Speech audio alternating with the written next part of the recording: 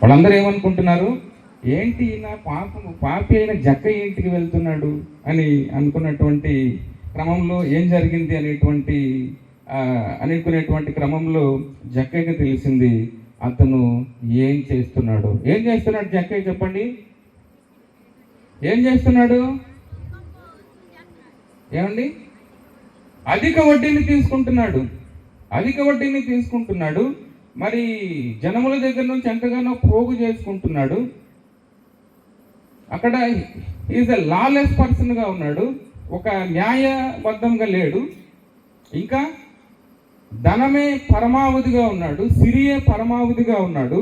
మరి యేసుక్రీస్తు ప్రభువారిని చూడాలని ఒక చెట్టు ఎక్కినప్పుడు యేసుక్రీస్తు ప్రభువారి ఆ చెట్టు దగ్గరికి వెళ్ళి జక్కయ్య దిగిరా అన్నాడు. అప్పుడు ఏం జరిగింది?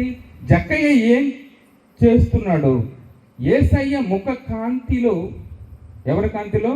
యేసయ్య ముఖ కాంతిలో జక్కయ్య చేస్తున్నటువంటి ఆ యొక్క మరి ఆ చర్యలు, ఆ క్రియలన్నిటి కూడా ఆయనకి తెలిసి వచ్చాయి. అధిక వడ్డీని తీసుకుంటున్నాడు, ధనమే లేదా సిరియే పరమావధిగా ఉన్నాడు, ఇవన్నీ తెలిసి వచ్చాయి. కాబట్టి జక్కయ్య చేస్తున్నటువంటి మోసాలు ఆయనకి తెలిసాయి, మరి రహస్య పాపాలు అతనికి తెలిసాయి. అందుకని కీర్తనకారుడు అంటాడు, నీ ముఖ కాంతిలో నా రహస్య పాపాలు బయలుపడుతున్నాయి. ఎవరి ముఖ కాంతిలో?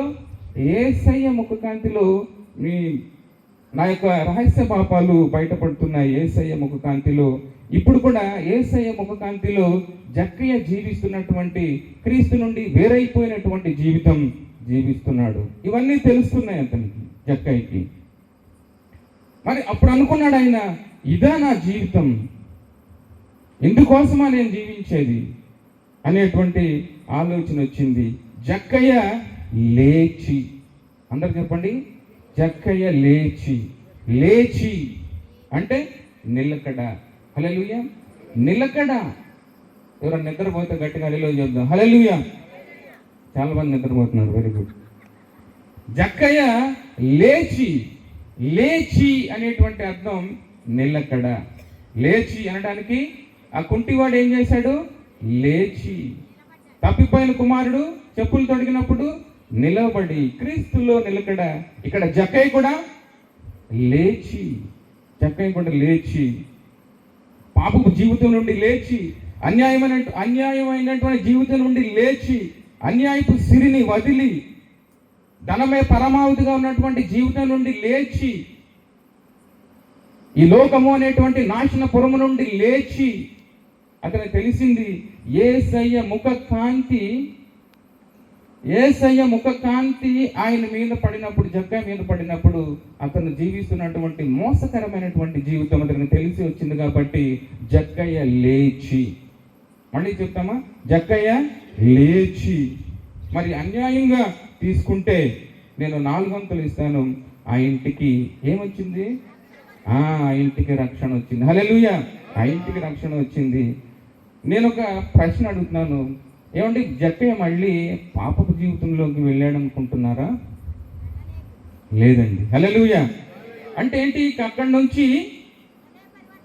నుంచి నిలకడైన జీవితం. ఎవరిలో నిలకడైన జీవితం? క్రీస్తులో నిలకడైనటువంటి జీవితం. మరి ఆ జీవితాన్ని నేను ఎందుకు జీవించలేకపోతున్నాం? ఈ రాత్రికాల సమయంలో మనం ప్రశ్నించుకుందాం. మరి ఒక ఉదాహరణ చెప్పి నేను ముగించడానికి ఇష్టపడుతున్నాను. మరి యోహాను సువార్త 15వ అధ్యాయం మనం చూసినప్పుడు, చెప్పండి, అక్కడ ఏముంటుంది? యోహాను సువార్త 15వ అధ్యాయంలో, నిజమైన ద్రాక్షావల్లిని నేను, తీగలు మీరు. తర్వాత ఆ తీగ ఎప్పుడు ఫలిస్తుందండి? క్రీస్తులో ఉన్నప్పుడు. ఆ తీగ ఎప్పుడు ఫలిస్తుంది? క్రీస్తులో ఉన్నప్పుడు. క్రీస్తులో లేకపోతే, అంటే ఈ తీగ ద్రాక్షావళిలో అంటూ కట్టనప్పుడు ఏం జరుగుతుంది? ఫలించదు. ఫలించకపోతే ఏం జరుగుతుంది? దాన్ని తీసి పారవేస్తారు. నిజమైన ద్రాక్షావళి ఆయన, తీగలు మనం. ఈ తీగలు ఎప్పుడు ఫలిస్తాయి? క్రీస్తులో అంటుకట్టుకున్నప్పుడు. డ్రాఫ్టింగ్ అంటాం, అందులో అంటుకట్టినప్పుడు. ఏమండి, మరి అంటుకట్టకపోతే ఫలించదు. ఫలించకపోతే ఫలితం ఏంటి? ఫలించకపోతే ఫలితం ఏంటి? తీసి పడేస్తాం, అగ్నిలో పడవేయబడతాం. అగ్నిలో మరి నిలకడగా ఉంటే ఫలిస్తాం, నిలకడగా ఉంటే ఫలిస్తాం. 30 దంతులు, 60 దంతులు, 100 దంతులుగా ఫలిస్తాం. నిత్య జీవితం అక్కడ. మరి ఆయనలో నిలిచి ఉంటే, ద్రాక్షావళిలో నిలిచి ఉంటే తీగలు నిలిచి, మళ్ళీ చెప్పండి అందరూ, నిలిచి, ఆయనలో నిలకడ. మన అంశం ఏంటి? మర్చిపోయారు. మన అంశం ఏంటి? మళ్ళీ ఫస్ట్ నుంచి నేను చెప్పలేను, టైం లేదు. మన అంశం ఏంటి? క్రీస్తులో నిలకడ. ఈ తీగ ద్రాక్షవళిలో నిలిచి పాపం వలన మనందరం వేరైపోయాం. ఈ పాపము ద్రాక్షావళిలో నిలిచి ఉండకుండా చేస్తుంది. 2 అయస్కాంతాలను మనం దగ్గరికి తీసుకొచ్చినప్పుడు అవి మరి ఆకర్షించబడతాయి. వాటి మధ్యలో ఏదైనా ఒక పేపర్ కానీ ఏదైనా చెక్క ముక్క కానీ పెట్టేమంటే అతుక్కుంటాయా? అతుక్కో. కానీ చెక్క ముక్క దేనికి సాదృశ్యంగా ఉందంటే పాపమునకు. ఎప్పుడైతే మనం పాపము ఊహించుకుంటామో అది క్రీస్తు నుంచి మనల్ని నిలకడగా లేకుండా చేస్తుంది. అందుకనే భయము నుండి పాపము చేయకుడి. హల్లెలూయా.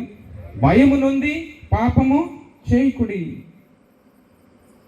అందుకనే దావీదు గారు రాస్తున్నటువంటి కీర్తన 51వ కీర్తన మనం పరిశీలన చేసినప్పుడు హృదయ విదారకమైనటువంటి కీర్తన. గుండె పగిలి రోధిస్తున్నాడు. దారి తప్పిన గొర్రె, ఎవరా మనిషి, ఎవరా దారి తప్పిపోయింది? నువ్వు నేనే. హల్లెలూయా. నువ్వు నేనే. ఎక్కడి నుంచి దారి తప్పిపోయాం? క్రీస్తు నుంచి. ఎక్కడి నుంచి? క్రీస్తు నుంచి దారి తప్పిపోయాం. అందుకని నాతాను ప్రవక్త వచ్చి దావీదుని హెచ్చరించినప్పుడు రాసినటువంటి కీర్తన, అతిక్రమము పరిహరించుము, అతిక్రమం పోవునట్లు ఇస్సోపుతో నన్ను కడుగు. క్రీస్తులో నిలవబడి ఉండడానికి ఇవన్నీ విడిచిపెట్టాలన్నమాట. అతిక్రమం పోవునట్లు కడుగు. నేను దూరం అయిపోయాను, పాప కూపంలో మునిగిపోయాను, నన్ను ఇస్సోపుతో కడుగు అని మరి హృదయ విదారకమైనటువంటి కీర్తన 51వ కీర్తన. హల్లెలూయా. 51వ కీర్తన మనం చదివినప్పుడు మరి ఆయనలో నిలిచి ఉంటేనే బహుగా ఫలిస్తాం. అంటే ఏంటి? మనం ఫలించేటువంటి క్రైస్తవులుగా ఉంటున్నామా? ప్రశ్న. మనం ఫలించేటువంటి క్రైస్తవులుగా ఉంటున్నామా? ఉండకపోతే ఏం చేయాలి? అంటే దేవుడు ఒక్క రాత్రిలోనే లేదా ఒక్క రోజులోనే ఇంత విశ్వాసం నీ నుంచి నా నుంచి కోరుకుంటున్నాడా? లేదండి. సాధన వలన. హల్లెలూయా. ఈ సాధన అంటే ఏంటి? నియామక కూడికల్లో పాల్గొనాలి. రొట్టె విరుచుట యందు అపోస్తుల కార్యం 2:42 మనం చేయవలసినటువంటి పనులు, స్త్రీల కూడిక, యవనస్తుల కూడిక ఒక్క రోజులో రాదండి. అందుకనే Rome is not built in a day అంటాం. ఏమంటాం? Rome is not built in a day. ఒక్క రోజులో అవ్వదు. యేసుక్రీస్తు ప్రభువారు ఈ భూమి మీదకి రావడం కూడా యెషయా ప్రవక్త 750 సంవత్సరాల క్రితమే రాశాడు. హల్లెలూయా. ఒక్క రోజులో అవ్వదు. దేవుడు నిన్ను నన్ను ఒక్క రోజులోనే ఇంత విశ్వాసం పొందుకోండి అని చెప్పడంలా. మరి ఏం చేయాలి? సాధన. నిలకడైనటువంటి విశ్వాసంలో నిలకడ. క్రీస్తు అనే ద్రాక్షావళిలో తీగలమైన మనం అంటుకట్టుకొని ఉండడం. హల్లెలూయా. అట్లా ఉంటేనే ఫలిస్తాం. అందుకని కొరింథీయులకు రాస్తూ పౌలు గారు 16వ అధ్యాయం 13వ వచనంలో ఒకసారి చూద్దాం.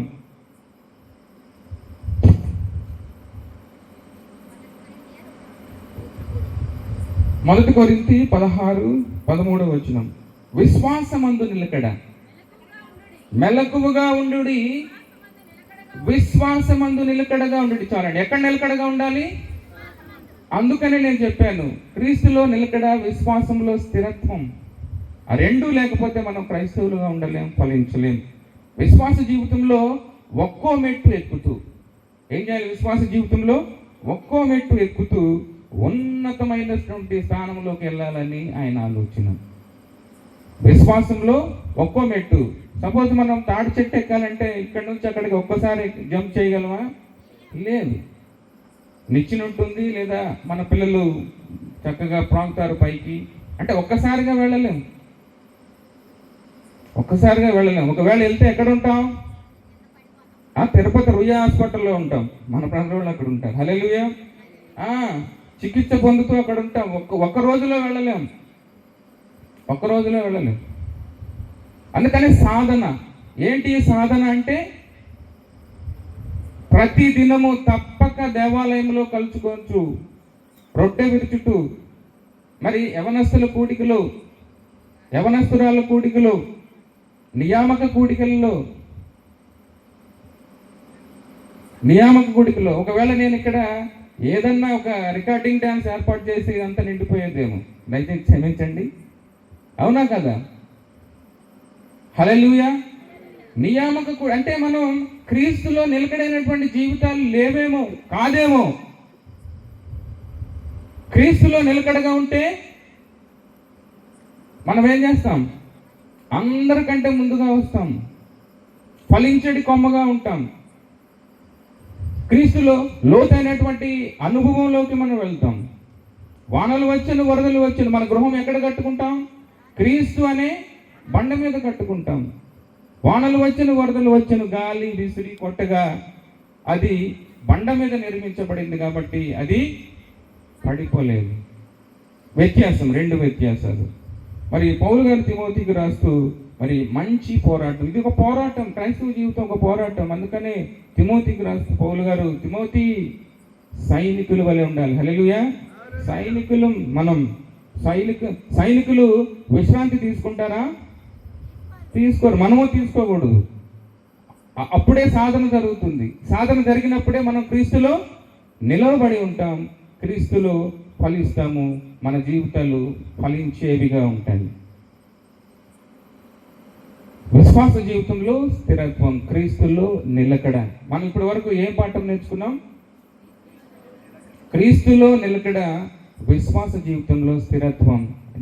అంటే యేసుక్రీస్తు ప్రభు వారు 2 ఇంటి నిర్మాణాల గురించి చెప్పారు, మనందరం నేర్చుకున్నాం. కాబట్టి మన ఇల్లు ఎక్కడ నిర్మించబడిందో తెలుసుకుని, ఒకవేళ ఇసుకలో ఉంటే మరి క్రీస్తు అనే బండ మీద మన పునాది నిర్మించుకోవడానికి ఏం సాధన చేయాలో అవన్నీ తెలుసుకుని తద్వారా క్రీస్తులో నిలవబడి ఉండటానికి మనం ప్రయత్నం చేద్దామని తెలుసుకుంటూ, నాకు ఇచ్చినటువంటి అవకాశం బట్టి మరి